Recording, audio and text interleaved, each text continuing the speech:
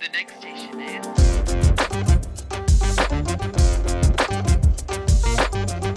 Good evening and welcome to a nice cozy little episode of the Public Access Rundown.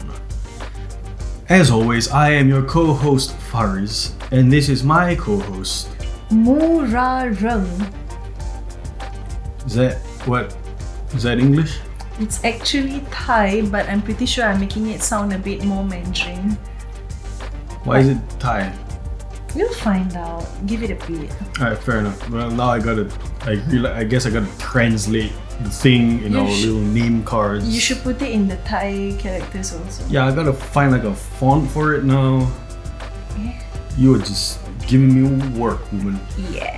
But yeah, we're deciding to try out a little setting, not because of creative decisions, but instead this is more of logistical reasons because we decided to start a recording today a lot later than what we have done for the last couple of times. Yeah.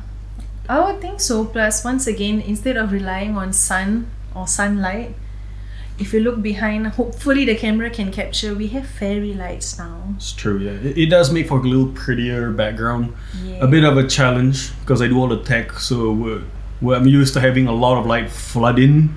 Yep. So I need to do what I need to do to cut light out so that you can see us. But now I need to do the exact opposite, which I think is the more normal thing to do when it comes to productions. Hey, it makes all those years of you studying light, I guess. Do you study light?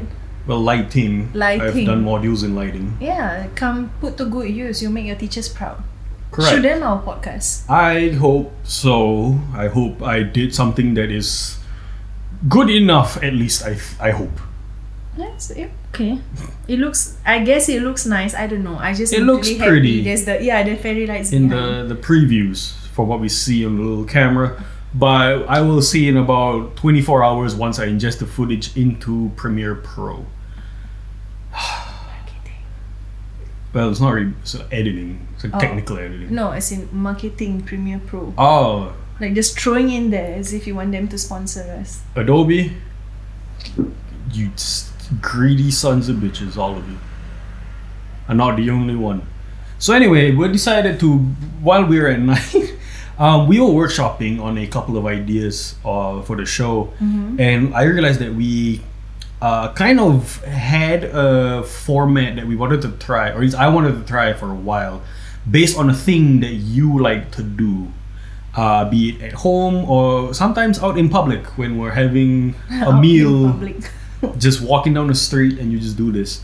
And you do this thing where you would find like news headlines from wherever, like news outlets and stuff. And you would read these headlines to me. And I don't know if you like do it for this reason or not. But what happens is you say a headline and then you get a rise out of me, so I start ranting for minutes on end, and then you don't say anything in response. You just move on to the next headline, and then repeat basically till infinity. Yeah, and the funny thing is you've always questioned, do I just read the headlines and not the news? The thing is, I do read the news or off from the headlines that I find interesting enough that I want to like dive into the article. But just like as a gist of everything, I want to see like what's going on in Singapore, what's going around in the world right now, and I just go through those headlines and I decide to just, when I share those headlines with you, I haven't yet read the articles. I'm reading it live, right? And yeah, so I read it, but sometimes, I kid you not, he wasn't joking when he says a headline can rile him up Correct. a lot.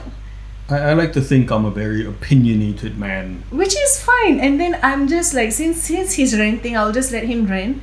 But at least the thing is that normally you would think a person, after someone has ranted, they would acknowledge that rant or they would follow up on it. I just moved to the next headline. And that's the bit, right? It's kind of just It happens so often. like get me started. Like don't get me started on this. Alright, don't get me started. And then you done got me started. And then Stored it. you got me done started. Shout out to Boston, I think. That's the accent. Oh, I thought it's just the American Italians. Italian Americans? I think. They're like, hey, I'm walking here. New York. I'm in New York. Yeah. Fuck. I don't know what they shout. Sorry. So anyway, we decided to try it. We're doing like a late night talk show thing because it is quite literally late at night. So yeah. Shall I dive into it? Let's get this shit started. Should I get it stored? Let's get it started. Okay, so first things first, it ain't going to be a headline. It's just a succinct summary about the headline, which is the Green Line, aka the East-West Line, broke down really recently. Really badly. Yeah, that too.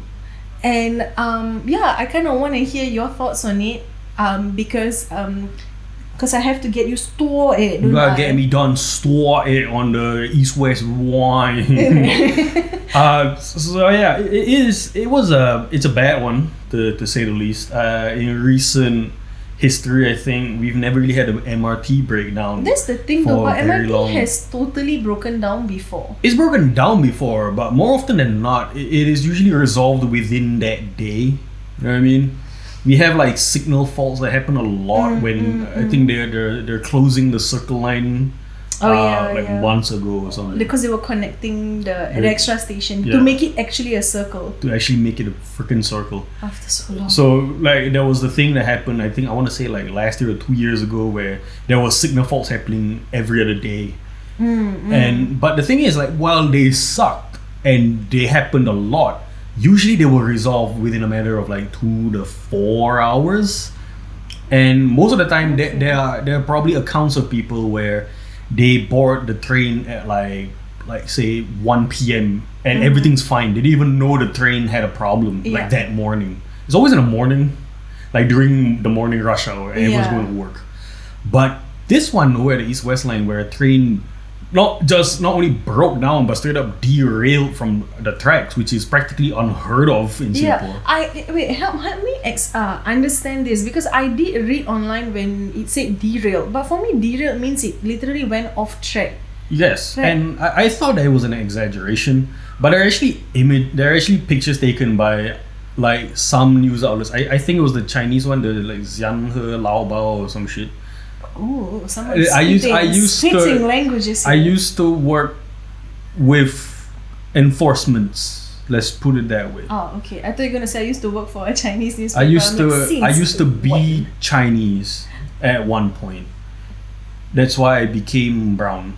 Oh. Right? So like for some reason they get a lot of good images, right? Like they have like pretty good journalists up in there. Probably because if you work for a Chinese newspaper and if you're Chinese, you just blend in with the majority of the crowd. The privilege gets you more majority access. You get the insider access. You get VIP access without even trying. So they got images of the train. Like the train, I want to say it was a train that was stuck between Dover and Clementi, if I got that right. I think so, because I vaguely remember it being somewhere nearer to Jurong East, but not quite Jurong East. Yeah, it was more to Jurong, like nearer to the Jurong East side. Yeah. So somewhere in there, like the train derailed, and you can see the train, like it's there, but it is not aligned to the tracks, so it jumped the MRT tracks. Which, while the MRT system has gotten better throughout its years of service, it's gotten flooded, it's gotten like blacked out, trains have broken down, like, which happens. A train has never derailed. Yeah, so that was I want to say it happened once actually, like in the 90s.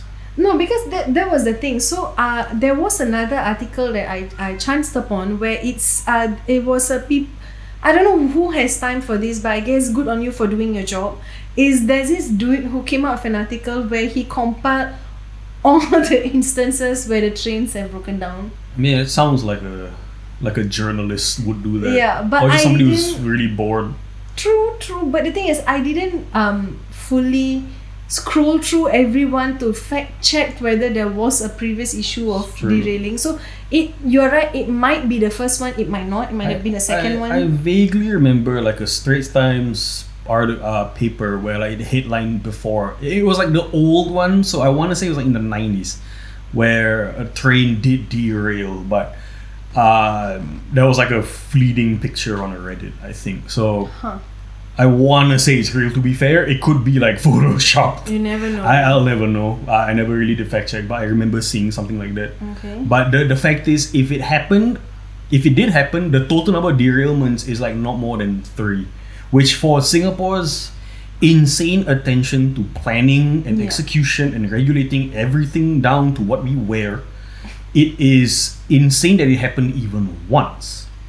Yeah. Especially with the fact that every year they have the audacity to raise our freaking public transport fares. Which has angered the people so much, especially the group of people that were asked to exit from the train, and the mixed bag of people who were excited to be happily walking on the train tracks, because not everybody can see they have an opportunity to walk It's on the true, train yeah. tracks. So it's a bragging point. I So think. it's like some of them were super excited. Plus also because it happened at a bit of a later timing, it's a not all but majority of the people were like heading back home. So it's post work hours, right?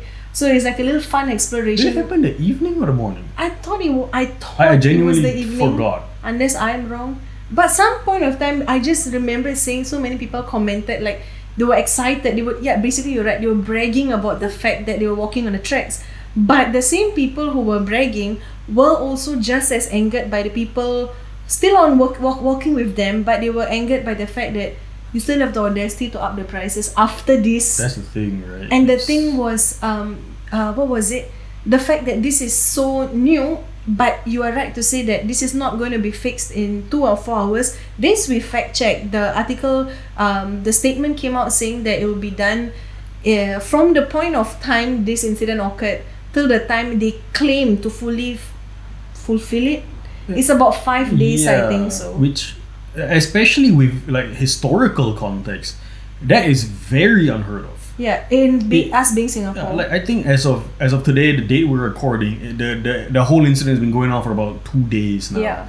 It still isn't fixed, but it's like I can't fully blame them for taking that long. Like with a problem that large. Yeah. And realistically, I was gonna say they can only work on it at night because that's when the trains shut down. but But I they realized stopped they stopped operating. the lines anyway. Yeah. So The rest of the green lines, like Huh. towards the where was it?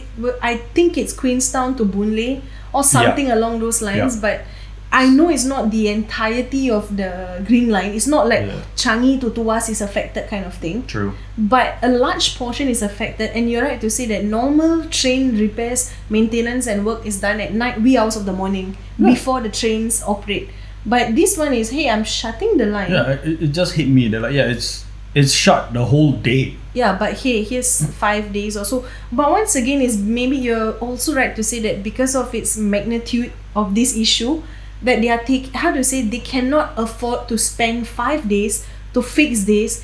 And if they are so unfortunate to deal with something exactly the It same, breaks down like 2 days immediately. later, or the same day, you know the amount of shit that LTA would be facing. It would be so funny think though. it's under if it LTA, happened. Yes. I think so. The LTA, yeah, I think. Yeah. Well, the East-West line is under them Oh, okay. because there's like The different lines are under different people.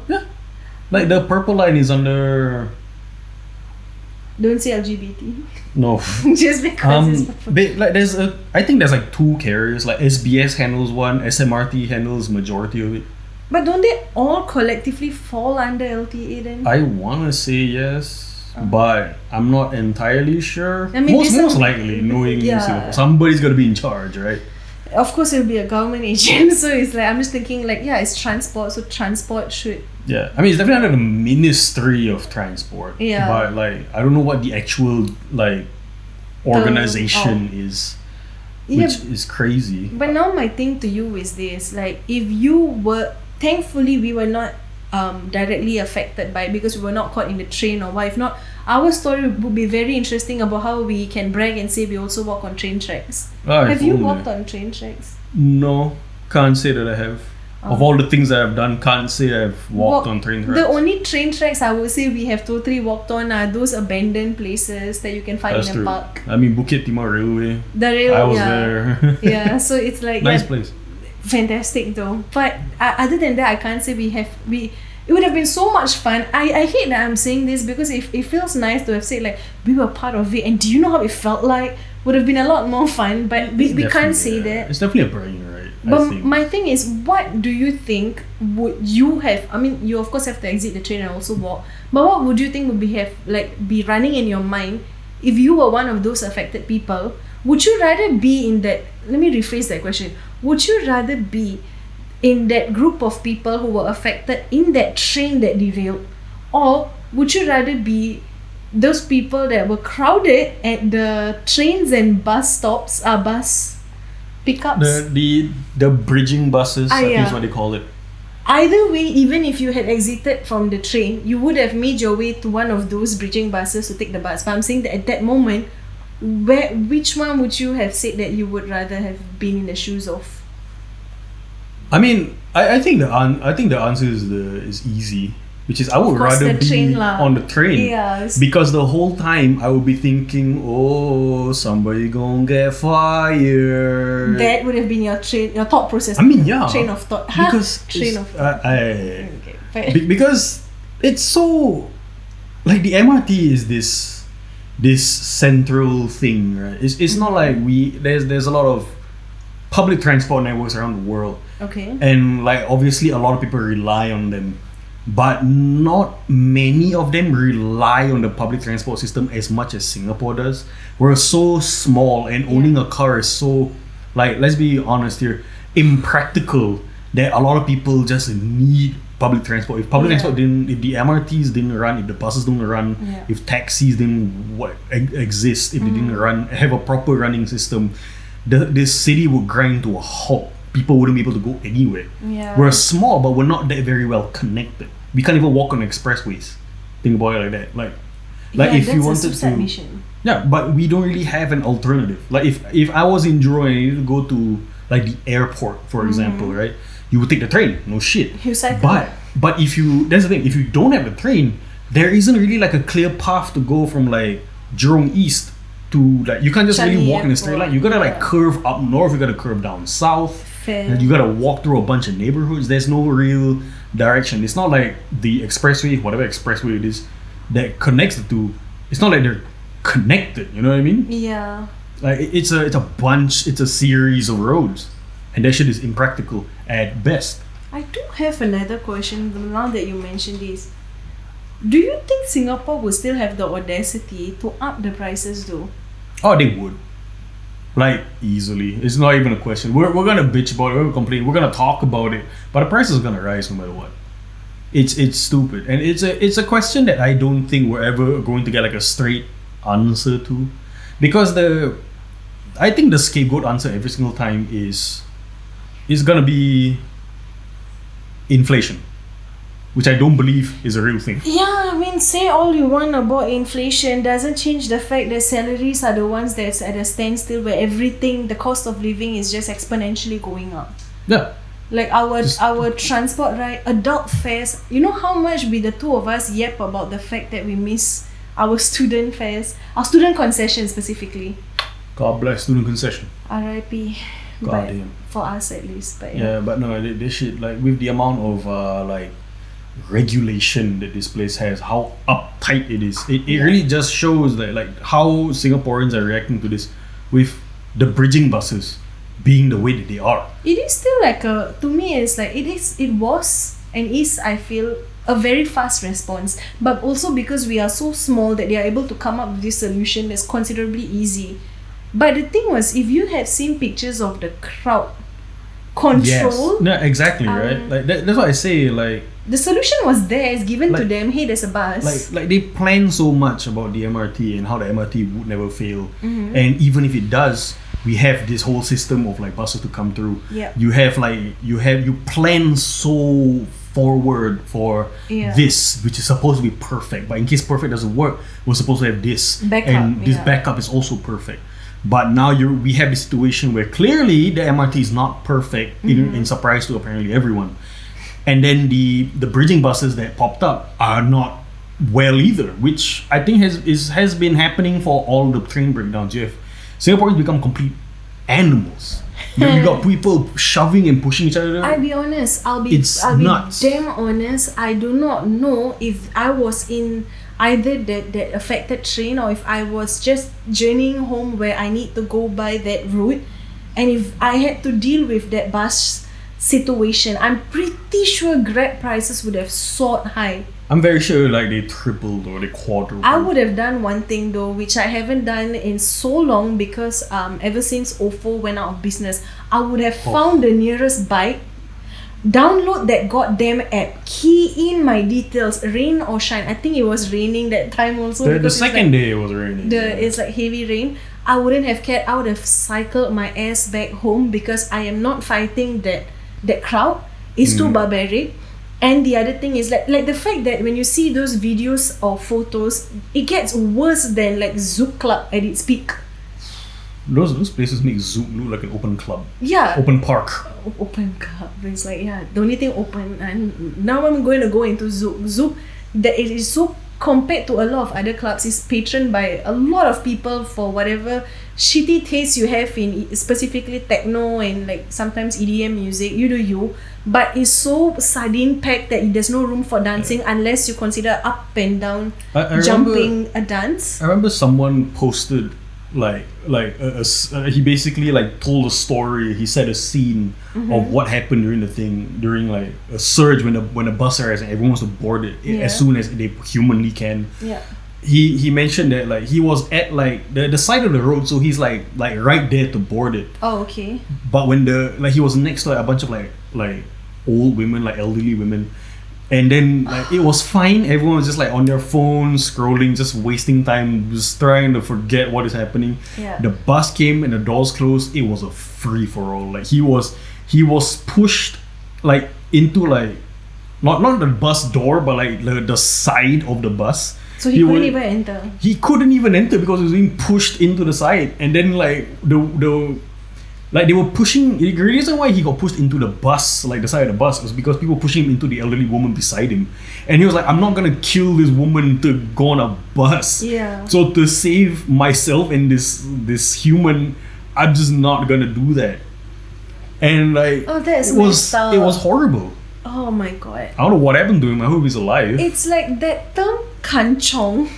It just encapsulates. It's too light now, I think. We need something heavier than that. Because kanchong is like, I don't know, a new iPhone 16 come and they start queuing up the night before. I guess. That's kanchong, you know, like when you like it's part of the nature of like. It's like the FOMO, but the modern term of it is FOMO.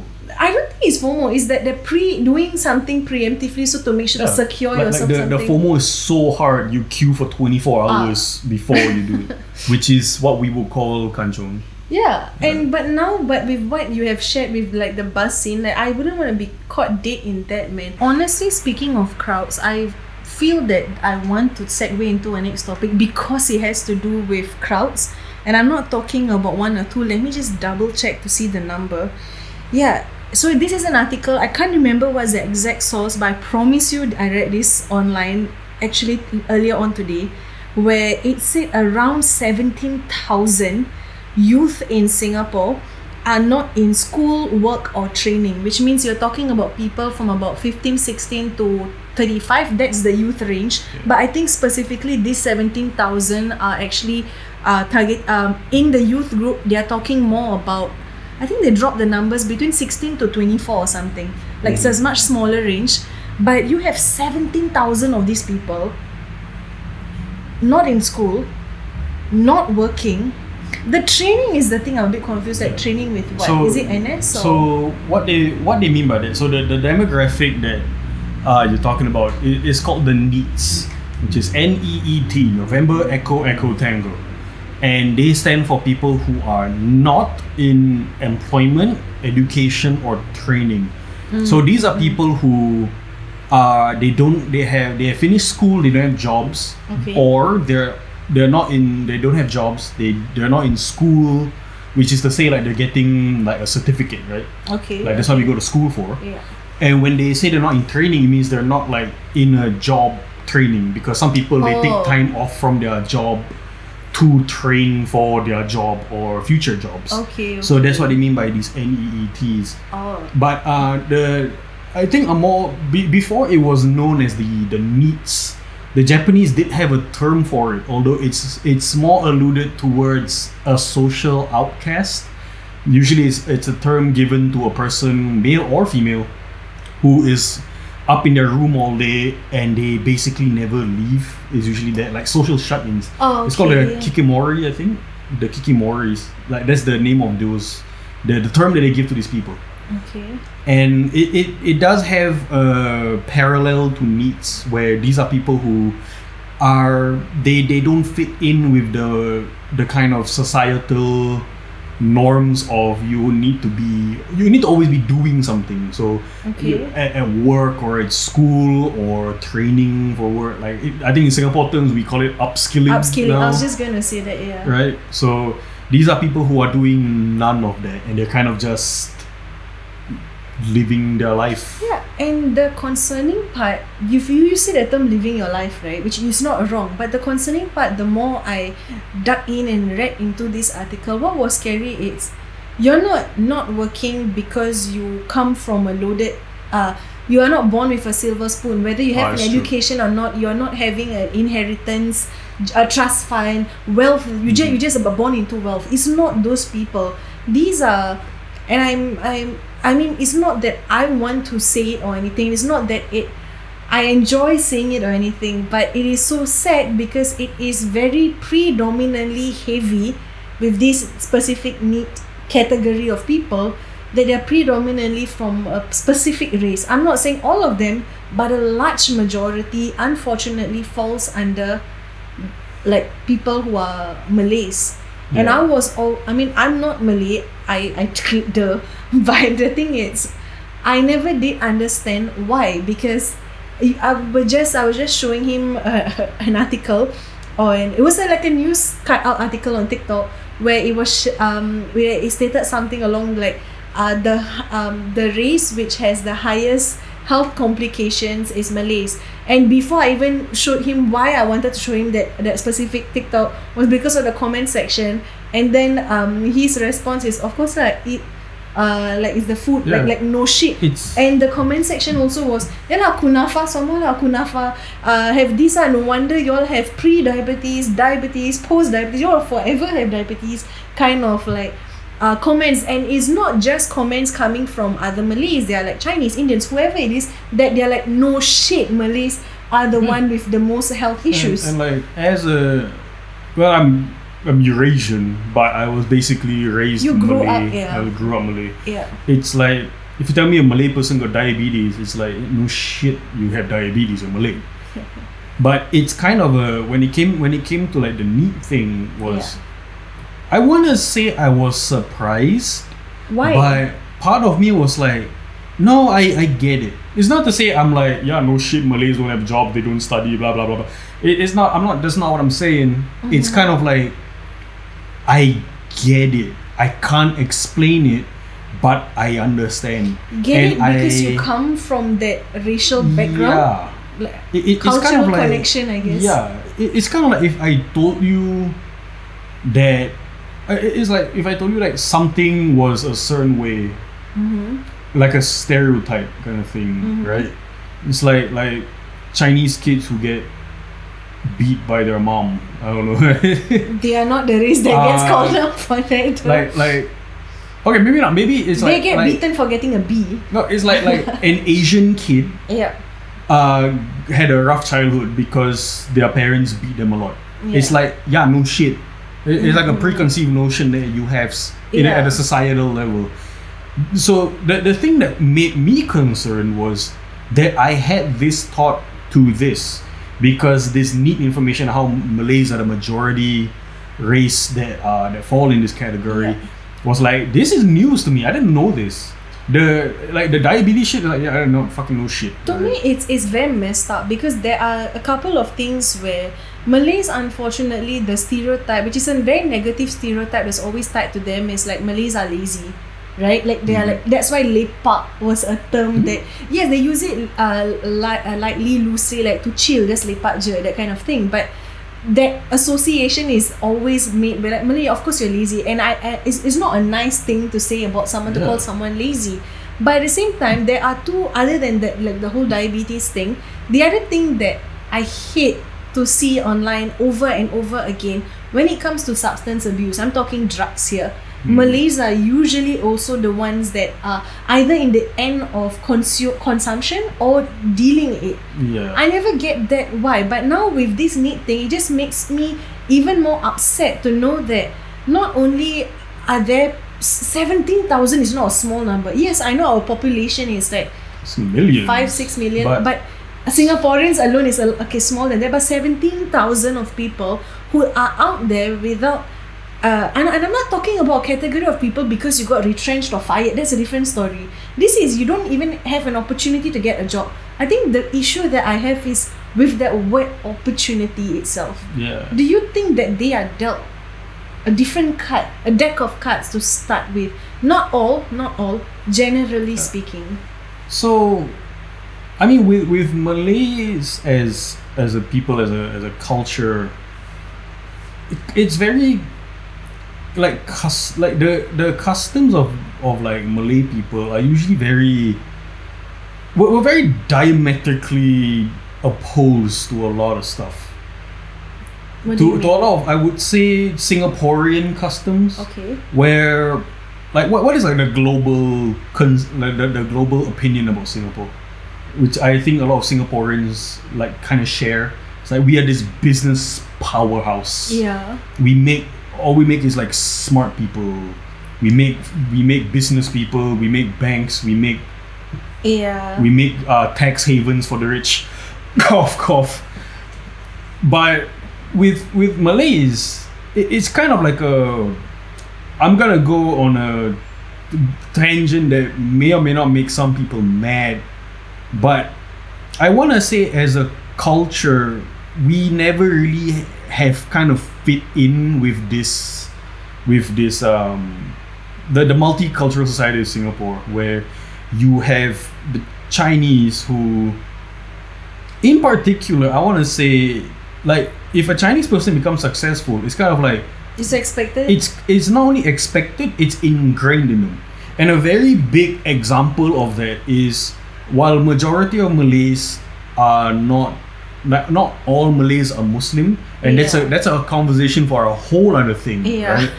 But majority of Malays are Muslim, and they worship one God, right? It's just a God, and this God kind of like encompasses everything, right? So it's like Islam, that's the whole thing, right? Mm-hmm. Chinese, they worship, depends if you're Buddhist or Taoist, depending on how you are.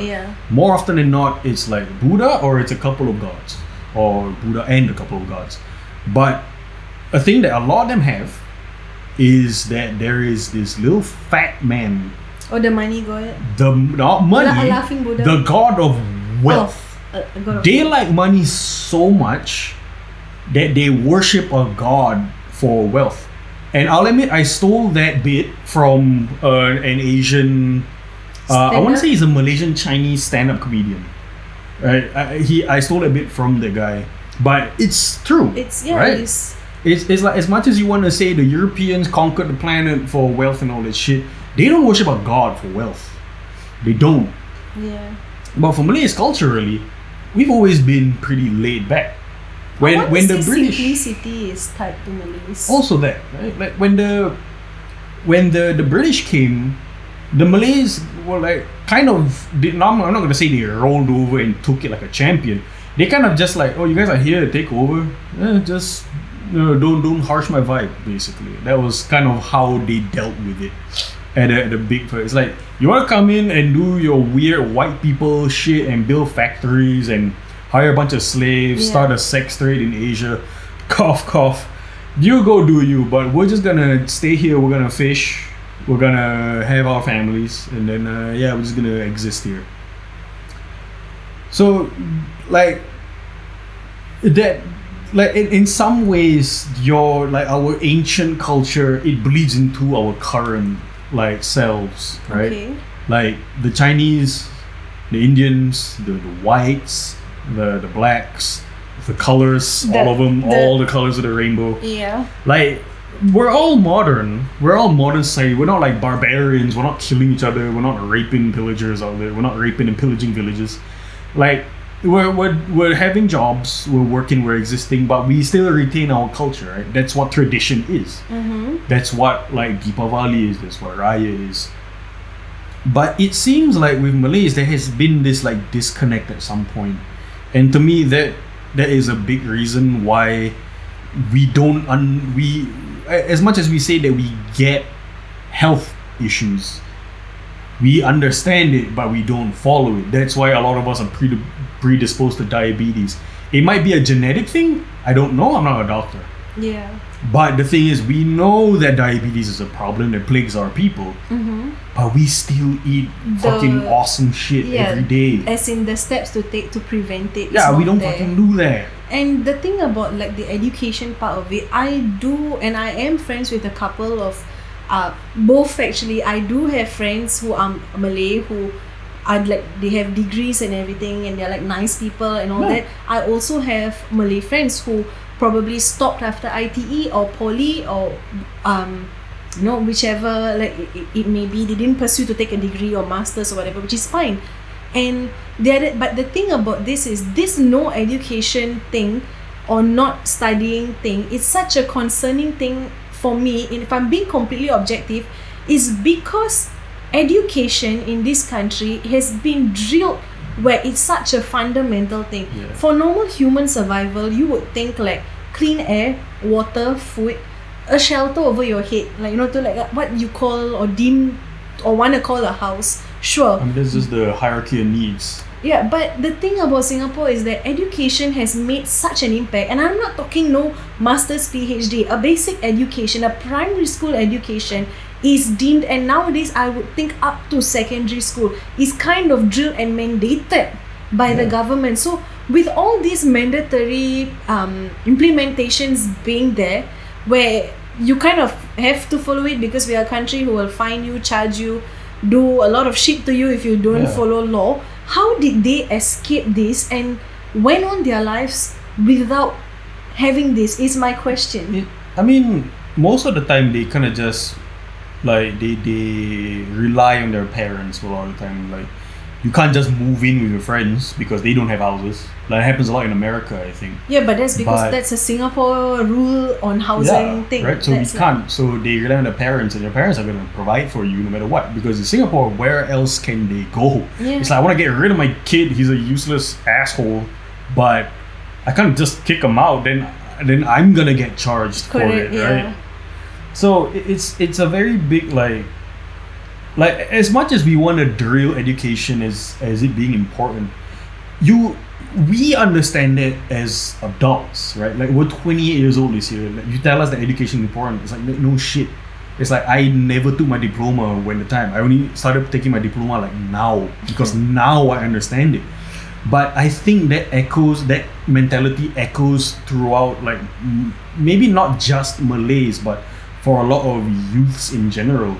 But Malays especially, because of how like the family dynamics are in a Malay family, with kind of how it's more, you are kind of more expected to be more practical to me.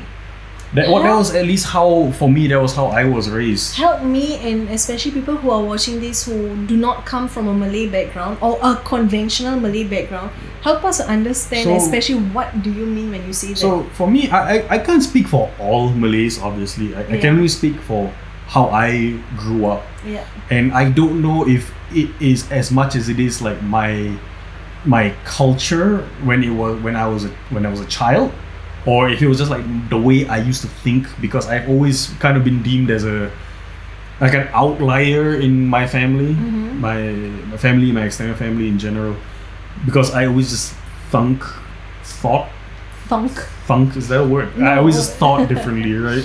Yeah. But the thing that was drilled to me from the start was that no one really told me how important a diploma was. You just kind of study. Like, when I was in primary school, you do the PSLE. When you're in secondary school, you do the PSLE. But during secondary school, because I was starting to become an adult, were also that kid that didn't want to take, correct me if I'm wrong, didn't want to go through Sec 5 because you already like, what's the point? I have it set for ITE. Not that I'm saying ITE is bad. You kind of, that's what you decided on. Because at the time that was my method of thinking, and obviously I didn't just go with it. I ran it by my parents, and they were fine with it. Yeah. So I would just roll with it. But like clearly that action had consequences, right? The consequences, I would say the biggest one, and especially if any of you out there, if you you have an ITE background but you didn't pursue a diploma, there's nothing wrong. But the big problem with this being Singapore is that you guys are not appreciated for your practical skills, and what you can bring to the table is the fact that your pay grade starts a lot lower than a diploma holder. A diploma holder's pay grade starts a lot lower than a degree holder, and it is proven thing that if your parents or your surrounding didn't drill you that paper would matter when the time comes for you to make money, you wouldn't realize it until too late. So part of me thinks that like, because our culture was our world was very small. We had our little kampung, and that was it. Yeah. We take care of each other. Now, if like grandma is sick, we take care of grandma. If little baby brother is sick, we take care of little baby brother. Yeah. We don't really plan ahead for it, because a big aspect of it is like we live in the now. So which kind of contradicts what you say about how Singapore plans so much for the future. Yeah, well, that's because to perfect it. Yeah, well, our founding grandfather, our great and high and mighty Lim Pei, is he Malay or is he Chinese? If the thing is, it's like if Singapore was like properly founded by a Malay person, things would be very, very different. Very, very different. So what, Malaysia? We might have just never left Malaysia. I mean, we won't know. That's in that like, alternate timeline, right? But when like, just to bring it back to the needs, it's like I want to say that remnant of our culture still exists, where it's not just us as individuals, but we as like families, like not millennial families, like more like boomer families, like older families. Like they keep the mentality of like now. You don't really think much of the future. So a lot of these needs, we don't know them personally, obviously. Yeah. I don't think so, right? I don't think I a don't lot know if of it's people. unfortunate or fortunate. I personally don't know any. I don't think people will really be ecstatic to say that they're part of this need category, right? Yeah. So I think these people who are most likely raised in those kinds of families, where you do work now and you kind of fail to plan for the future. So what happens is you get this person who did all the right things according to an outdated system, and now they can't progress forward because the system itself has changed fundamentally. Oh yeah, and isn't that you bluntly saying the system is rigged against them in that sense? Yeah, clearly. Like in case it wasn't obvious, because that's so unfair. It's like is it really, like, I would really argue that, like, sure, maybe of the 17,000 men and women, maybe not all of them it is a fault of society or a societal fault. Yeah. Some of them are probably very mentally ill. They don't know it because we still live in a world where mental illness is still seen as a myth. Yeah. Right? Some of these people are probably mentally ill. They're probably depressed beyond shit. Hell, some of them probably have like autism, ADHD, like to a level where it affects them on a physical state, on a physical level. I mean, there's so many possibilities here. There's a lot. But and some of them are honestly probably you're just lazy. You're just mooching off of people. Those people are also, they need to be, seen. But because these numbers are so vague and so like kind of way too broad. Yeah. I mean, I don't blame them. Like, how do you report on these things? I mean, the thing is that, honest to God, you can. And the very fact that the article already came up with 17,000, and out of that, saying a majority, using the word a majority in the article, it didn't specify what's the percentage. It didn't specify a number. It's just majority. But with it making such a bold claim, the very fact was when I first shared it with you, you were also like, you were not surprised but also kind of surprised. Yeah, for me that was the concerning thing for me, which is like, why did I say that? Yeah. It's like I understand, like, you know, we all know that stereotypes never represent the truth. Yeah. But we also most of the time choose to ignore that these stereotypes come from somewhere. You don't just make a stereotype out of nowhere. It's the whole stereotypes exist for a reason. Even though some of them are not like good a lot of them are not good stereotypes. But at the same time, is that it stemmed from somewhere. But you know, it doesn't represent all. Correct. But it's stereotypes form because a majority make that stereotype become a thing. Like a stereotype. they come from somewhere, and for me, it's like, to recognize a stereotype as bad, that's like step number one, right? Yeah. But when it becomes internalized, that's when it's like, all right, there is a deeper problem happening here. There's something else. Yeah. Like hell, we joke about Malays having diabetes all the time, but how many families have gone through that? Yeah. And it still like never changes. Because how many like movements does like the Malay like community have to make to tell people like no, we get it, eating this shit is awesome, just eat it in moderation. We're not telling you to stop. Just cut down on that shit. And like, I've been hearing this stuff for decades, and I still know people who go through these operations, and it's like sad. That's why the most like, messed up one is like when you meet a Malay person and then they order something sweet and then they themselves make a joke. Oh, the next time I won't be having like, is it left or right leg? Which one cut? Oh, my piss is gonna be real sweet. Like I'm like, am I supposed to laugh at that? It's quite concerning that you are like. Yeah, it's like self-deprecating, but nobody asked for that. But with all these talks on like serious stuff, and be it when it comes to the whole train breaking down, a very serious and real thing happening. The irony is that with all of these news, I sure could use something sweet. Yeah, and I do have something sweet to share with you though. It's not food, and not he didn't make a sweet joke because it's Malay, or maybe he did. There goes the foot. Is the fact that while I was looking for headlines, and I wanted to find, because it all started because Fariz, once I shared with him a number of headlines that would make it to today's episode, for example, he did say one thing: why don't you share any positive news about Singapore? And I'm not kidding, there aren't any that I can find. So maybe if you find something, share it with us. But on a happier note, I did find a very, very adorable news that is not in Singapore. It's in Thailand. And for those of you who can pick up that I'm saying Thailand, and if you know who I'm talking about, fantastic. If you don't know, where have you been living? Under a rock? My mom knows about this, so get up to date. Are you serious? I don't know, I'm just saying that for fun. But I don't know. I don't know if it reaches her TikTok. I won't be surprised if she did know. We'll find out. We'll find out soon. So basically, there's this viral and absolutely adorable pygmy hippopotamus called Mudeng. Correct. Mudeng is actually a Thai word which directly translates to bouncy pork. Don't ask me why I didn't name that hippo. Oh no! But I thought you were gonna say like why is he named that? I'm like, oh no, you know why it's called bouncy pork, all right? Okay, the pork part, no, the bouncy, yeah, I get that. But now that you mention, it's like, yeah, it's kind of rude that they named it. The pork, like, you're not even a pig, you're a hippo. But anyways, maybe because it's I didn't even think of it. Pygmy, maybe the pig, but the pygmy is not even spelled with. It's not P-I-G. I guess. It's but that aside, Mudeng, I have to look at my phone because it's quite cool. Mudeng also, my recent findings that Mudeng has two other siblings. Correct. It's adorable. Mudeng has Mutun, which is stewed pork, and Muwan, which is sweet pork, which is something that you wanted, sweet news.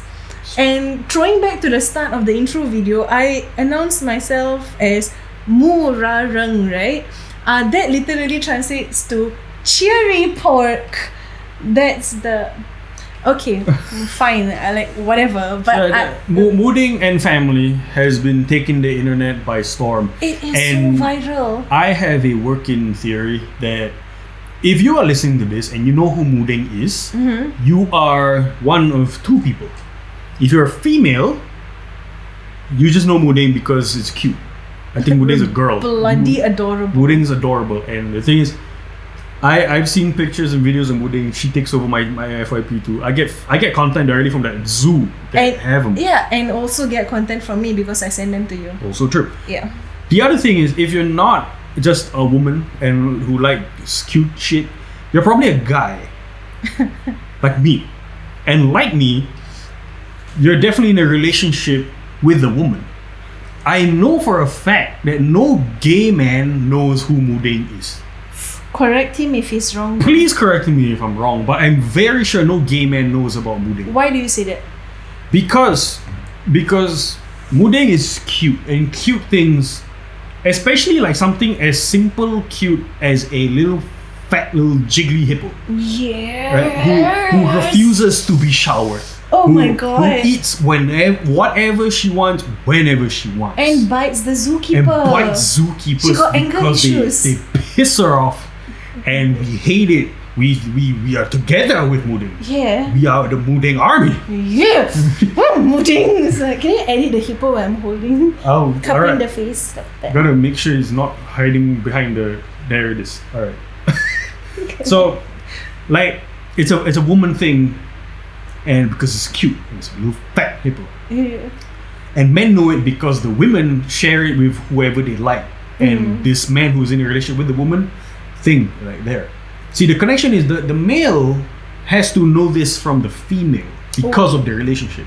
Ergo, gay relationship, gay men, gay relationship is man. There is no connection to Muding at all. And for me, that is my hypothesis that gay men do not know who Muding is. Fair enough. They deserve to know. Somebody needs to tell them about Muding, but Yeah. it ain't gonna be me. I don't care. But speaking of Muding, firstly, I really want to go to Thailand and just slap the butt a little bit. But at the same time, I also kind of want to put the soap, spray him, because can you please put that traumatized face that he has when all the zookeeper wants to do is just shower her. Mm-hmm. So it's like, Muding, you are such an adorable little creature, and the fact that you're only 2 months old is so precious. But It's the best. the thing freaking that best. I find weird is like, without missing a heartbeat, there's already a Muding crypto, All right. and it broke the worth of the coin is like the person who created the coin overnight became not a millionaire, but like he earned over $400,000 overnight. It's like at this rate, I'm pretty sure we can all smell a rug pull operation right there. The thing's gonna get devalued real fucking quick. So Because I guess I don't know. That's the thing that's like weird, right? Like Muding is this thing that's very wholesome. How the hell did the crypto assholes like latch on the Muding? I don't know. How do we allow this to happen? I cannot. Muding deserves better. Muding would bite that guy also. He would. Shit on the guy. It won't even be Muding. Like Muding was sick. Like Oh, her the mom mom. onto these crypto bros. Oh, because usually in the videos, the mom doesn't do anything. Muding is attacking the zookeeper. Muding is screaming. Muding is running. She's like Muding's running cute. around, slipping around the floor. The floor's really slippery. Muding can't even chew solids yet, but she'll kind of fake chew because she mimics her mom. And in every one of those videos, the mom is the most unbothered, badass bitch who just stands and eats. Just stands there and eats. It is the best. Living life. And you know what? You know what's my favorite takeaway from this? It kind of is the proof that like I have, Of? which is it's not say have. Is this Muding. thing that I think of where Muding is this cute little guy, right? Cute little girl. Sorry, he's a girl, and we all love her. Everyone who watches Muding, no one doesn't like Muding. Look at that face. Everyone loves Muding. No one. Yeah. It's like even a cynical ass hat like me, I like Muding. And more importantly, I'm like, you said this before, and I'm gonna get into it, which is not only do you like Muding, you like her so much that you're willing to go to Thailand and meet her. Yeah. Right? So I'm like, so this Thailand zoo, which probably just makes content because like why not, right? Like And the animals this is cute. like a I'm just gonna new- publish this yeah. asshole on Twitter, on TikTok and Or stuff. Facebook or whatever. And clearly it worked, right? Yeah. And this probably was an accidental thing. Of course, because Right. I'm sure they have posted so many other animals before. Right. So here's what I'm saying. For me, this is my definitive proof that pandas are bullshit. Pandas are fucking bullshit. And you know who says pandas are cute? You're bullshitting yourself. I don't. You're bullshitting Okay, yourself. I think they are kind of cute, but to me they are like They are so useless. they're I hate. dorky I because hate they them. are so dumb. They can't even eat or like sit or whatever properly. They're horrible. They can't even have sex to save themselves. He's not Right. wrong. So, They, like, why I say this is that, like, you remember when Singapore had the two pandas? Kai Kai and Mimi or Yeah, something. ass and hole. Even like- the orangutan and the girl. No, it was a boy, Aming. Oh, Aming. Sorry. There was another one. Aming's grand. Oh, yes. Yeah. But Aming's a big one. Right. Yeah. But like with like the pandas, they made like a big farce about it. Oh my god. Like they yeah. were huge, like they were the mascots of the zoo. I think they were the mascots of the River Safari when they came Yeah, out. correct. And like, okay, sure, whatever, right? Muding comes Oh along my god, it's a global sensation. and online hit, yeah.